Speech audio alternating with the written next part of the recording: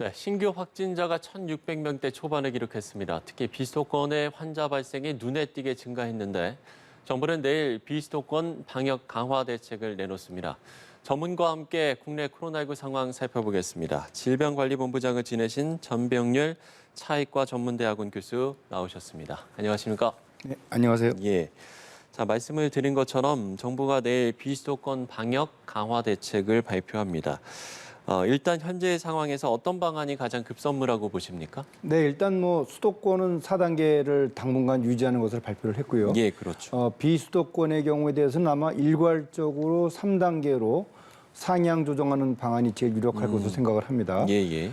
또 이제 그 여름 휴가철이기 때문에 가능하면 이제 그 인구의 이동을 좀 최소화할 수 있는 방안이 좀 강구가 될 것 같고요. 예, 예. 그리고 또 특히 또 휴가지에서도 밀집, 밀접, 밀폐 환경을 가급적 피하도록 하는 그런 대국민 홍보 노력이 대단히 중요하다고 생각을 합니다.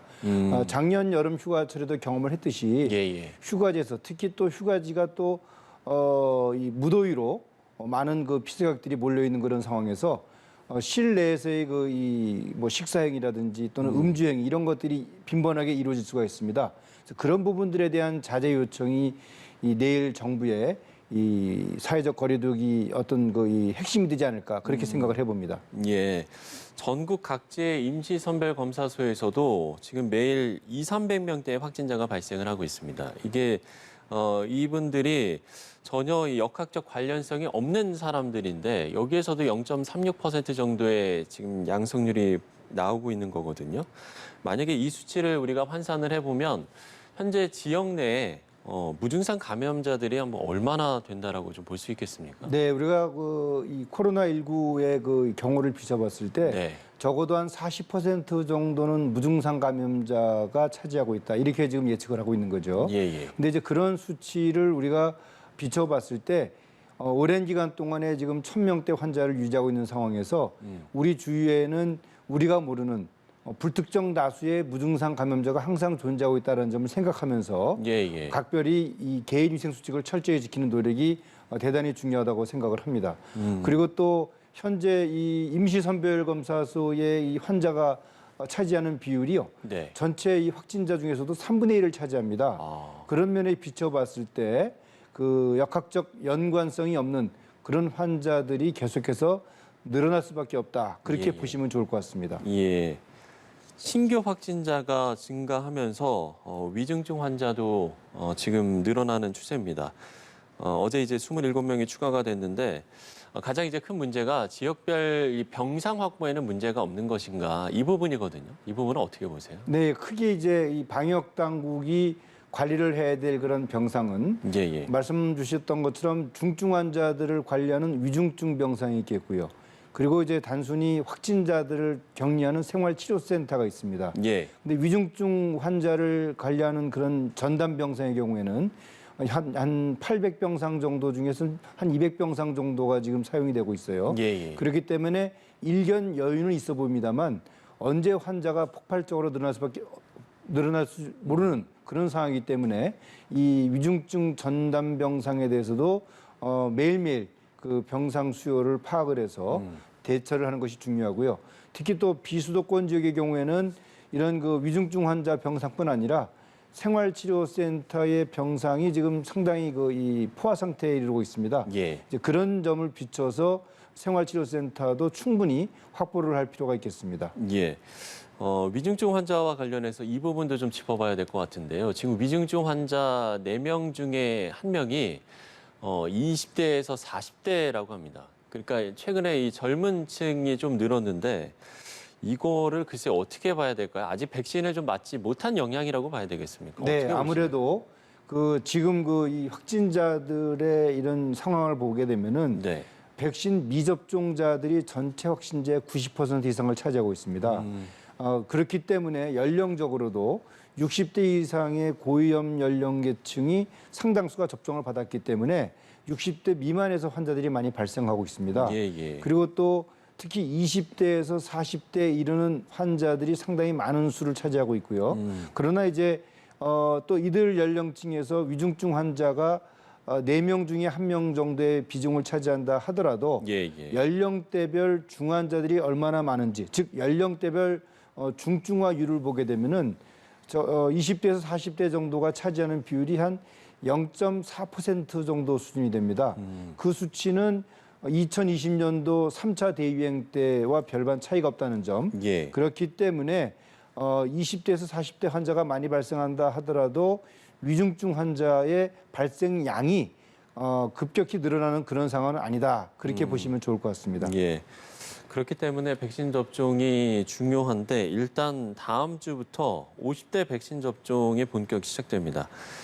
접종 대상자의 81%가 예약이 끝냈다라고 하는데 일부 대상자들의 화이자 백신 접종 간격이 3주에서 4주로 늘어났다라고 합니다. 이건 어떤 배경이 있는 겁니까? 네. 우선 참고로 해야 될 것이 네. 영국의 경우에는 이 백신 접종 주기를 8주로 유지하고 있습니다. 그 독일의 경우에는 파이자는 3주에서 6주, 예. 또 모더나는 4주에서 6주, 예. 4주에서 6주죠. 그렇죠. 그리고 세계보건기구는 12주를 권장을 하고 있습니다. 이렇듯이 화이자가요. 우리가 임상 시험을 할 예, 예. 경우에는 파이자는 3주, 모더나는 4주를 유지했습니다만 일정 기간이 지나면서 접종 주기에 대해서도 좀 탄력적으로 운영을 하고 있습니다. 이번 이 50대 연령층에 대한 접종 주기는 3주 접종 주기가 화이자고 모더나가 4주기인데요. 네네. 1차 접종되는 사람들을 3주와 4주로 구분해서 관리를 하다 보니까 혼선이 생길 우려가 높습니다. 특히 이제 접종을 받는 국민뿐 아니라 네네. 접종을 해야 되는 의료기관 입장에서도 혼선이 있을 수가 있어요.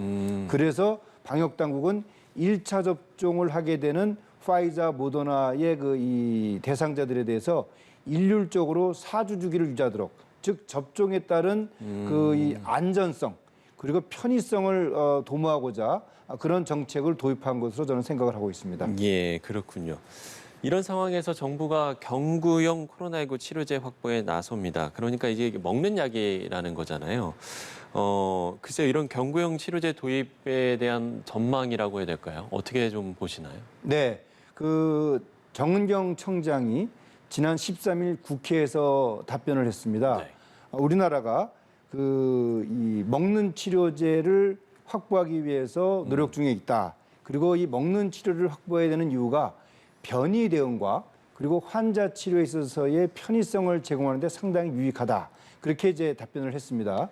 그리고 또 이 예산을 반영함에 있어서 국내에서도 이 먹는 치료제 개발에 지원할 필요성이 있다. 이런 답변을 했습니다. 예. 그 이야기는 뭐냐면은 당장 우리가 치료제를 구입을 하는 그런 목적보다는 일종의 선구매 방식의 형태로 이 치료제를 개발하는 MSD라는 회사죠. 머크사의 치료비를 선구매하는 그런 노력을 하고 있는 것이 아닌가 이제 그렇게 생각을 하는데요.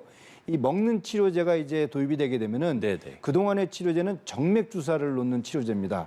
그렇기 때문에 환자들이 병원에 입원을 해야 되는 그런 상황에서 의료기관과 의료인의 업무 부담이 상당히 가중될 수 있는 그런 상황인데 그렇죠. 먹는 치료제가 들어오게 되면은 우리가 2009년도에 신종플루 당시에 네. 타미플루라는 치료제가 먹는 치료제 아니었습니까? 예. 그렇게 되면은 치료가 훨씬 더 간단해지고 또 여유로운 병상 운영이 가능해집니다. 그런 부분에서 이 먹는 치료제의 도입이 대단히 중요하다고 생각을 합니다. 예. 먹는 치료제뿐만 아니라 지금 뭐 이스라엘에서는 이 먹는 백신에 대해서 임상 시험에 들어갔다라고 하더라고요. 이거 같은 경우는 우리가 이제 주사기로 맞는 백신과는 또 어떤 차이점이 좀 있는 겁니까? 네, 이스라엘의 오라맥스 메디칼이라는 회사에서 예. 경구용 백신을 지금 개발을 하고 있습니다. 이 원리는 이제 당뇨병 환자들에게 사용하는 치료제를 개발하는 그런 원리를 적용을 한 것인데 이 알약을 먹고 나서 이 현재 임상시험 과정은 24명의 이 임상시험 환자를 모집을 해서 12명은 알약을 하나를 주고요. 또 다른 12명은 알약을 2알을 줘서 항체 형성률과 효능을 보는 그런 검사인데 만약에 그것이 의미가 있다고 한다면은 바로 3상으로 적용될 수 있는 그런 가능성을 지금 갖고 있는 약제입니다. 예. 만약에 이 약이 현실화가 된다고 한다면은 이 먹는 백신의 경우에는 이 제조 속도도 빠르고요. 제조 비용도 그렇겠네요. 저렴하고 예. 또 그리고 보관과 관리가 상당히 용이한 그런 이점이 있습니다. 특히 이제 콜드 체인이라고 그러죠. 냉동 보관이나 냉장 보관에서 자유로워지기 때문에 예. 이런 이 개발도상 국가라든지 의료 시설이 취약한 국가에서도 이 먹는 백신을 적용함으로써 코로나19 대유행을 효과적으로 관리할 수 있는 그런 이점이 있는 그런 그 백신이라고 생각하시면 되겠습니다. 네, 이 시험이 좀 잘 됐으면 좋겠네요. 네, 그렇습니다. 예. 자, 그런가 하면 최근에 이 코로나19 치명률이 독감과 비슷한 0.1%로 떨어지면서 지금 뭐 일부 국가들이 코로나19와의 공존을 선언하지 않았습니까? 그렇기 때문에 우리나라 같은 경우도 방역의 고삐를 좀 풀어도 되는 게 아니냐 이런 좀 주장도 나오고 있고 또 이에 대한 또 반론도 있는 것 같습니다. 교수님께서는 어떤 생각이십니까? 네, 일단 기본적으로 그 소위 말하는 이 집단 면역을 형성할 수 있는 예방 접종이 이루어졌느냐가 대전제가 돼야 되겠습니다. 예. 이스라엘이나 영국 이런 국가는 집단 면역을 형성할 수 있는 그런 예방 접종이 충분히 이루어진 상황에서 또 싱가포르도 마찬가지죠. 예. 그런 이 방역 완화 정책을 도입을 하고 있습니다만 그럼에도 불구하고 또 델타 변이 때문에 환자가 계속해서 늘어나고 있습니다. 따라서 우리나라는 아직까지는 이런 방역 조치를 완화를 해서 독감과 같은 그런 관리 체계를 우리가 검토하기보다는 현재로서는 예방 접종에 만전을 기하고 그리고 또 이 접종 이 예방 접종이 부족한 상황에서는 이 개인위생 수칙을 철저히 지키면서 코로나19 감염을 예방하는 노력이 대단히 중요하다고 생각합니다. 예. 그리고 또 이 치명률이 독감 수준과 비슷하게 된다 하더라도 네네. 현재까지의 누적 치명률을 보게 되면 아직도 1.2% 정도 수준입니다. 아. 그렇기 때문에 우리가 현재의 코로나19 상황을 독감과 비슷한 그런 치명률을 가진 것으로 보기에는 시기상조다. 저는 이제 그렇게 조금 더 생각합니다. 경각심을 가질 필요성이 있겠군요. 네, 그렇습니다. 예. 앞서 이제 휴가철 이야기를 잠시 해주셨는데 물론 이제 방역 수칙을 철저히 지키면 큰 문제가 없을 거란 의견도 있습니다만 우리가 안전한 휴가를 보내려면 어떻게 해야 되겠습니까? 네, 아무래도 이제 휴가를 가게 되면은 좀 마음이 좀 해이해지는 경향이 생기겠죠. 예, 예. 그리고 또 사람들과의 만남을 통해서 대화도 많이 나누게 되고 신체적인 접촉도 또 많아지겠죠. 그렇기 때문에 이럴 때일수록 우리가 이 코로나19 유행의 어떤 환경을 만들어주는 밀접, 밀폐 환경을 최소화해야 될 노력을 해야 되고요. 또 휴가지 내에서도 반드시 마스크 착용을 생활화해야 되겠습니다. 그리고 또 손세정제라든지 뭐 이런 걸 통해서 손 씻기 생활을 계속해서 해주는 노력이 대단히 중요하다고 생각을 합니다. 예. 그런가 하면 이제 오늘부터 트래블 버블이 시행이 됐습니다. 이 트래블 버블이 이제 백신을 접종을 완료한 여행자들에게 격리를 이제 면제해주는 그런 제도지 않습니까? 오늘 이제 관광객 6명이 사이판으로 네. 떠났다고 하더라고요. 주의할 점은 없겠습니까? 그 트래블 버블의 경우에 전제 조건이 제가 알기로는 이제 3가지 전제 조건이 있습니다. 아, 예, 예. 일단 국적기를 이용을 해야 되고 직항입니다. 네네. 그리고 또 이 단체 관광에 허용이 됩니다. 그리고 그 단체 관광의 경우에도 이 방역 조치가 가능한 그런 이 가이드가 있는 경우에 예. 트래블 버블을 적용을 하도록 되어 있습니다. 그렇기 때문에 여행지 내에서의 자유로운 활동이라든지 또는 이 델타 변이가 활발하게 또 확산되고 있는 그런 지역의 방문도 최소화를 해야 되겠고요. 그리고 역시 또 아무리 여행이라 하더라도 위생수칙을 철저히 지키는 노력이 필요합니다. 그리고 또 이제 귀국하는 과정에서도 PCR 검사를 통해서 음성 확인을 반드시 받아야지만이 트래블 버블 적용을 받을 수가 있습니다. 해외여행 물론 우리가 이제 이 코로나19를 통해서 상당히들 이제 기다리고 있는 그런 상황입니다만 예, 예. 역시 위생 수칙을 철저히 지키는 노력은 어딜 가서든지 간에 중요하다고 보셔야 되겠습니다. 예. 마지막으로 어제 도쿄에서 올림픽이 개막을 했습니다. 앞서서도 이제 반가운 메달 소식도 저희가 전해드리기도 했는데 이제 코로나19 상황 속에서 이 도쿄 올림픽이 열리다 보니까 글쎄 좀 올림픽을 완주할 수 있을까 이런 우려도 좀 있는 것 같습니다. 어떻게 보시는지요? 네, 도쿄 위원회도 그렇고 또 IOC도 예. 그렇고 코로나19 발생을 최소화하기 위해서 최선의 노력을 다하고 있는 걸 알고 있습니다. 특히 예방 접종을 확실히 함으로써 선수나 또는 주최 측 자원봉사자들의 발생을 좀 줄이려고 하고요. 그리고 또 경기장이나 행사장 안에서의 마스크 착용도 상당히 강화를 하는 노력이 보입니다만 예. 아무래도 또 접촉이 있다 보면은 환자가 발생할 수 있습니다. 그렇죠. 그런 것들을 조기에 확인해서 바로바로 격리 조치하고 또 그에 대해서 이 선수단이나 또는 관계자들에게 이 투명하게 발표를 함으로써 이 코로나 발생에 대한 어떤 불안감이 확산되지 않도록 하는 그런 노력이 있다면은 끝까지 이 올림픽이 잘 진행이 될 수 있지 않을까 하는 생각을 가져봅니다. 예. 자, 코로나19 상황 질병관리본부장을 지내신 전명렬 차의과 전문대학원 교수와 이야기 나눠봤습니다. 오늘 말씀 고맙습니다.